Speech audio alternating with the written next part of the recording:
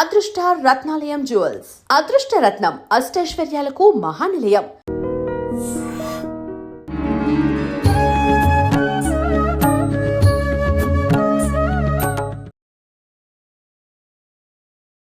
నమస్కారం, welcome to I dream. ధర్మ మార్గం విత్ విజిత కార్యక్రమానికి స్వాగతం. ప్రస్తుతం మనతో పాటు ఉన్నారు శ్రీ విద్యా ఉపాసకురాలు శ్రీ మహావిద్యానందగిరి మాతాజీ గారితో మాట్లాడి ఇప్పుడు మరిన్ని విషయాల గురించి మాట్లాడుకుందాం. మనకున్న సందేహాల గురించి కూడా నివృత్తి చేసుకునే ప్రయత్నం చేద్దాం. అమ్మ నమస్కారం. శ్రీమాత్రే నమః. అమ్మ, మనకి ఈ మాఘమాసం అయిపోగానే పాల్గొన మాసం మొదలవుతుంది. పాల్గొన మాసం యొక్క విశిష్టత, ఈ మాసంలో ఎటువంటి విధానాలు ఆచరించాలో, ముఖ్యంగా స్త్రీలు ఎలాంటి విధానాలు ఆచరించాలో, అలాంటి విషయాలన్నీ కూడా తెలియజేయండి. చాలా మంచి విషయం అడిగారు. పాల్గొన మాసంలో మహాలక్ష్మి సాధన అని ఉంటుంది. ఎవరు చేస్తారో వాళ్ళు తప్పకుండా లక్ష్మీ అనుగ్రహంతో సంపదలు పొందుతారు. ఇది నిజం. లక్ష్మీ అనుగ్రహం అందరికీ కావాల్సిందే కదా. అందుకని ఈ విషయంలో ఎందరు ఈ ఉపాసన చేశారో, ఎప్పుడు మళ్ళీ చెప్తున్నాను, నేను అన్నీ చేసి ఆ అనుభూతులు పొంది ఆ అనుగ్రహాన్ని అనుభవించి ఈ అమ్మవారి అనుగ్రహంతో ఇక్కడికి వచ్చాను కనుక నేను చేశాను కనుక చేసినవే చెప్తున్నాను అనమాట. నా ద్వారా మంత్రం శ్రీ విద్యా మంత్రోపదేశం తీసుకున్న వాళ్ళందరూ చేసుకున్నారు. చేసుకుంటే అందులో ఒక తల్లి వాళ్ళ కొడుకు కోడలికి ఇద్దరికి ఒకేసారి ఉద్యోగం పోయిందట. 2 years ఆ బిడ్డలు చాలా ఇబ్బందులు పడ్డారు. ఉండడానికి సిటీలోనే ఉండాలి, పిల్లల చదువులు ఉన్నాయి, మరి అన్నీ ఉంటాయి, అద్దెలు ఉంటాయి, తిండి. అలాంటి పరిస్థితుల్లో ఆ తల్లి ఎంతో తనకి చేతైనంత బిడ్డల్ని చూసుకుంటూ ఉంది. అప్పుడు వాళ్ళ కూతురు నా దగ్గర మంత్రోపదేశం తీసుకుందనమాట. ఈ అమ్మాయి చూసి, అమ్మ మాతాజీ గారు చెప్పారు కదా, అంటే వాళ్ళందరూ గురుమాతాశ్రీ అంటారు వాళ్ళ గురువుని కనుక. గురుమాతాశ్రీ గారు చెప్పారు కదా, నాతో మీరు కూడా కలిసి చెయ్యండి అమ్మా అని చెప్పడం జరిగింది. చెప్పినప్పుడు ఆ తల్లి కూడా కలిసి ఎంతో శ్రద్ధాభక్తులతో ఆచరించింది. ఈరోజు 15 రోజులు చేస్తాము. 15వ రోజు పౌర్ణమి రోజు హోమం కూడా చేయమంటాను అనమాట. హోమం చేస్తున్నారు. పూర్ణాహుతి అయ్యి వాళ్ళు నమస్కారం చేసి నన్ను ఫోన్లోకి, మాతాశ్రీ ఒక్కసారి పూర్ణాహుతి సమయంలో మీరు కాస్త లైన్లో ఉండి ఆశీర్వదించండి ఫోన్ చేశారు. అయింది, ఫోన్ పెట్టేశాము. వెంటనే ఆవిడ ఫోన్ మోగిందట, వాళ్ళ అత్తయ్య, ఆ పెద్ద తల్లి ఫోను. అత్తయ్య నేను రేపటి నుంచి జాబ్కి వెళ్తున్నాను అందంట. అంటే అదేంటి అంటే, వెళ్ళాను, ఇంటర్వ్యూలకు వెళ్ళాను, అన్నీ జరిగినాయి. ఆఫర్ లెటర్ నాకు వస్తే తప్పితే నేను మీకు చెప్పదలుచుకోలేదు, ఎందుకంటే నేను చెప్పడం మీరు ఆశపడడం అవుతోంది. అందుకని నాకు ఆఫర్ లెటర్ వచ్చింది ఈరోజు, నేను జాబ్కి రేపటి నుంచి వెళ్తున్నాను అని చెప్పిందట.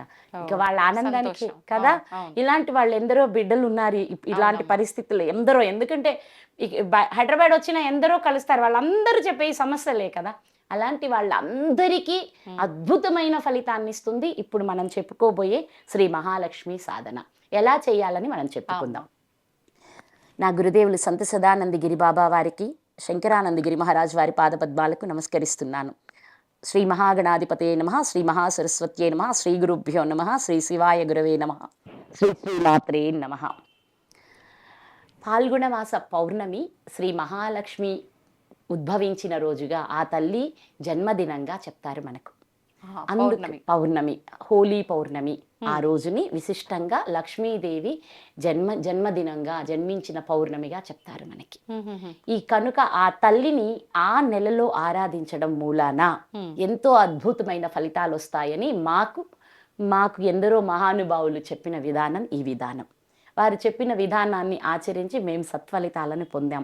ఎలా చేసేవాళ్ళం అంటే, వానప్రస్థంలో ఉన్న రోజుల్లో గ్రామంలోని కొందరు స్త్రీలు అందరం కలిసి సాయంత్రం 5:30, 6 గంటలకు కూర్చుంటాం. అందరం కూర్చొని పారాయణ మొదలు పెడతాం. ఎలా చేసేవాళ్ళం అంటే, చెయ్యాల్సిన విధానం వాళ్ళు మాకు వారు ఎలా చెప్పారో నేను అందరికి అదే బోధించేదాన్ని. పారాయణ చేయాలమ్మా?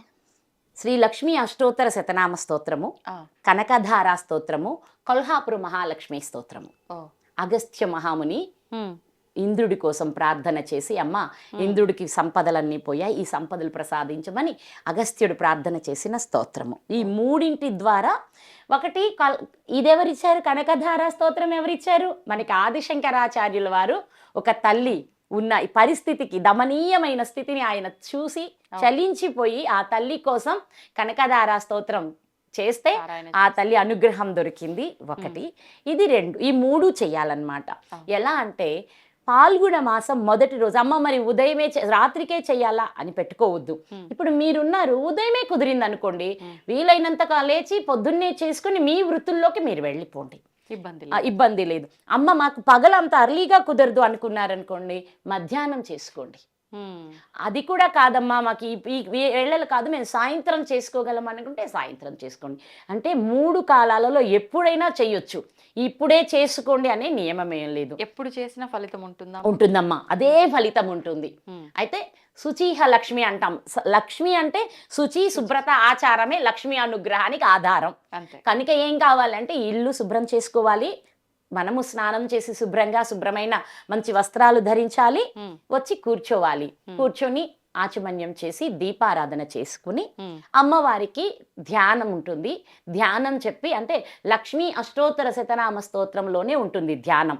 ఆ ధ్యానం చేసి అమ్మవారికి పంచోపచార పూజ చేసుకోవచ్చు. అంటే అమ్మవారికి గంధము, పుష్పము, ధూపము, దీపము, నైవేద్యము సమర్పించేసి అంత కూర్చుంటాం. ధూపం, దీపం, నైవేద్యం, అలాగే గంధం, పుష్పం అమ్మవారికి ఇచ్చేసాం. అయితే ఈరోజు విశిష్టంగా ఈ 15 రోజుల్లో కొన్ని నైవేద్యాలు కూడా పెట్టమని చెప్తారనమాట. ఏంటమ్మా? బాగా మిగుల మగ్గిన పనస తొనలు, బాగా పండి ఎక్కడి నుంచి ఇక్కడికి గుమాళించి వాసన రావాలి అని చెప్పారు ఆయన మాకప్పుడు. అందుకని చెప్పి ఆ బాగా మిగుల పండిన పనస తొనలు, దానికి మళ్ళా తేనెలో కలపాలి. అలాగే అరటి పండ్లు, దాన్ని తేనెలోనే పెట్టాలి. ఆవు పాలు, అది కూడా తేనెలోనే ఇలా ఈ ఖర్జూరం పండ్లు, పనస తొనలు, అరటి పండ్లు, ఆవు పాలు, బాగా పండిన ద్రాక్ష, ఇప్పుడే వచ్చే రోజులు అవి, కిస్మిస్ ఉంటుంది చూడండి, ఇలాంటి వాటన్నింటినీ ఈ 5 రకాల్లో ప్రతిరోజు ఏదో ఒక రకం అమ్మవారికి నైవేద్యం పెట్టమంటారు. అన్ని తేనెలో కలిపి, అన్నిటికీ తేనె. ఈ మా పాల్గొన మాసంలో ప్రత్యేకించి తేనె ప్రధానం అన్నమాట.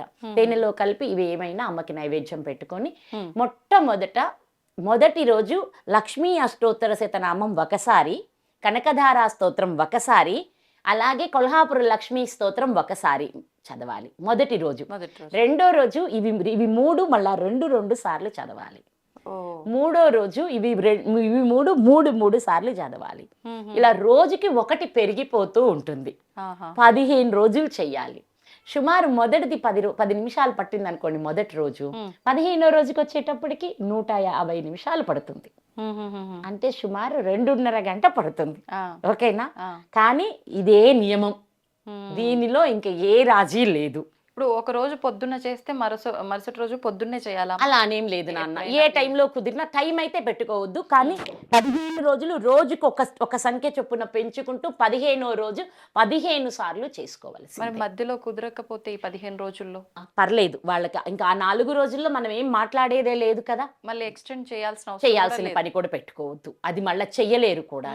కాబట్టి అంత స్ట్రెయిన్ అవ్వకుండా, ఇప్పుడు వీళ్ళు ఎన్ని రోజులు చేశాక డేట్ ఆగిపోయింది, వీళ్ళు ఇక్కడి నుంచి ఆపారు, ఓకే, అక్కడ మళ్ళీ ఎన్నో రోజులకు వచ్చామో చూసి అన్నే రోజుతో మొదలు పెట్టేసుకోమని చెప్పండి. ఇంక అయిపోయిన ఈ మధ్యలో ఇవి చదవాల్సిన అవసరం అదంతా లేదు నాన్న. అది వల్ల కాకపోతే ఏం చేస్తారు అంటే పాపం చెయ్యలేక అసహాయంగా ఆగిపోతారు.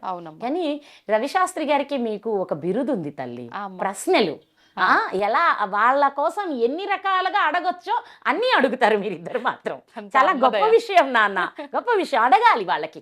మీరు ఇలా ఇప్పుడు వాళ్ళ కోసం చేస్తున్నప్పుడు ఇంత విపులంగా వాళ్ళకి చెప్పలేదనుకోండి, మరి వాళ్ళు మళ్ళీ కన్ఫ్యూజ్ అవుతారు. వాళ్ళు పెట్టే మెసేజ్లకి రియాక్ట్ అయ్యే అంత టైం కూడా మనకు ఉండదు. అబద్ధాలు ఆడకూడదు కదా, మళ్ళీ పాపం అడుగుతారు బిడ్డలు. వాళ్ళకి మనం ఎలా రియాక్ట్ అవ్వాలి అంటే ఏమో అది చూసి ఎప్పుడు ఏం చెప్తామో ఏమో లేదు. కానీ ఈ పూజలో మాత్రం పిల్లలందరికీ ఒక గ్యారెంటీ ఇస్తున్నాను, వాళ్ళు ఏదైనా నాకు మన మెసేజ్లు ఏమన్నా పెడితే నేను తప్పనిసరిగా వాళ్ళకి సమాధానం ఇస్తాను. ఈసారి డౌట్స్ మెసేజ్ నేను ఎవ్రీ డే ఒక్కసారైనా నేను ఈ మెసేజెస్ చూస్తాను, వాళ్ళ డౌట్స్ కి నేను తప్పకుండా సమాధానం ఇస్తాను. మీరు చక్కగా వాళ్ళకి ఒక వారం ముందు ఇచ్చేసేయండి విధానాన్ని. నేను వాళ్ళని ఏది డౌట్ ఉన్నా చెప్పి వాళ్ళని గైడ్ చేస్తాను. వాళ్ళు చెయ్యాలి, వాళ్ళు పరిపూర్ణ అమ్మవారి అనుగ్రహం పొందాలి, వాళ్ళందరూ ఆనందంగా ఉండాలి. అప్పుడు మనం హ్యాపీ అవుతాం అన్నమాట. అది చేసి ఈ 15 రోజుల తర్వాత వాళ్ళకి అవకాశం ఉంటే తప్పకుండా ఈ పారాయణ పూర్తయిన తర్వాత అదే రోజు చెయ్యాలా అంటే ఇప్పటికే 2.5 గంట పట్టింది 15వ రోజు. చెయ్యలేకపోతే మరుసటి రోజు ఉదయము అందరూ హోమం చేసుకోవచ్చు. ఏం హోమం అమ్మ? లక్ష్మీ హోమమే. ఆ, కమలాత్మిక బీజ మంత్రం అది తీసుకొని దాని ద్వారా 108 సార్లు అమ్మవారికి హోమం చేసుకోవచ్చు. పాలు తేనె కలిపి స్వాహాకి ఇవ్వచ్చు అన్నమాట. ఆహాహా. ఓకేనా? అలా ఏదైనా 10 మంది మనందరం కలిసి చేసుకుందాం అనుకున్నారు అనుకోండి, వాళ్ళకి అవును. సామూహికంగా చేయడం చాలా మంచిది అనమాట, చాలా మంచిది. అందుట్లో చదువు రాని వాళ్ళు కూడా పాల్గొంటారు అప్పుడు ఈ సామూహికమైనవి. వాళ్ళు వింటారు శ్రద్ధగా, వీళ్ళు చదువుతారు, వాళ్ళు వింటారు, వాళ్ళకు కూడా ఇదే ఫలితం వస్తుంది. అవును. అందుకని ఎవరైనా సరే బిడ్డలందరూ ఏకమయ్యి వాళ్ళ కోసమై సామూహికంగా ఒక మహాతల్లి మా ఇంట్లో పెట్టుకుందామని ఒక టీమ్గా ఆ, అట్లా మాట్లాడుకొని Better. పెట్టుకొని చేసుకొని అందరూ కలిసి ఒకరోజు మహాలక్ష్మి హోమం. అందరికీ ఒకే రోజు కుదరకపోయినా, అందరికీ అంటే ఇప్పుడు ఈ రోజు ఒక గ్రూప్ ఇప్పుడు చేసుకుందనుకో, ఇంకొకళ్ళు ఎవరైనా మళ్ళీ తర్వాత కూడా ఆ నెలలో ఎప్పుడో ఒక రోజు లక్ష్మీ హోమం చేసుకోవచ్చు ఇప్పుడు ఈసారి ఒకరింట్లో మొదలు పెడితే ఈ 15 రోజులు వాళ్ళ ఇంట్లోనే కంప్లీట్ చేయాలా అని కూడా అట్లా ఏం ఏం లేదు. లేదు. ఒక రోజు అట్లా కూడా చేసుకోవచ్చు. అవును, ఇప్పుడు వీళ్ళు ఈ రోజు రేపు వాళ్ళు అలా 15 రోజులు 15 చోట్ల చేసుకోవచ్చు. అందరింట్లో జరిగిన అన్న తృప్తి తృప్తి వాళ్ళకి ఉంటుంది, హాయిగా అందరూ కలిసి చేసుకుంటారు. వీళ్ళ పుణ్యమా అని ఇంకా కొంతమంది వాళ్ళతో యాడ్ అవుతారు. అది చాలా చాలా అద్భుతమైన ఫలితాలు ఇస్తుంది. ఈ వ్రతాన్ని ఈ విధానంలో ఆచరించి వాళ్ళందరినీ ఆనందంగా ఉండమని అమ్మవారి ప్రార్థన చేస్తున్నాను తల్లి. శ్రీమాత్రే నమః. ధన్యవాదాలమ్మా.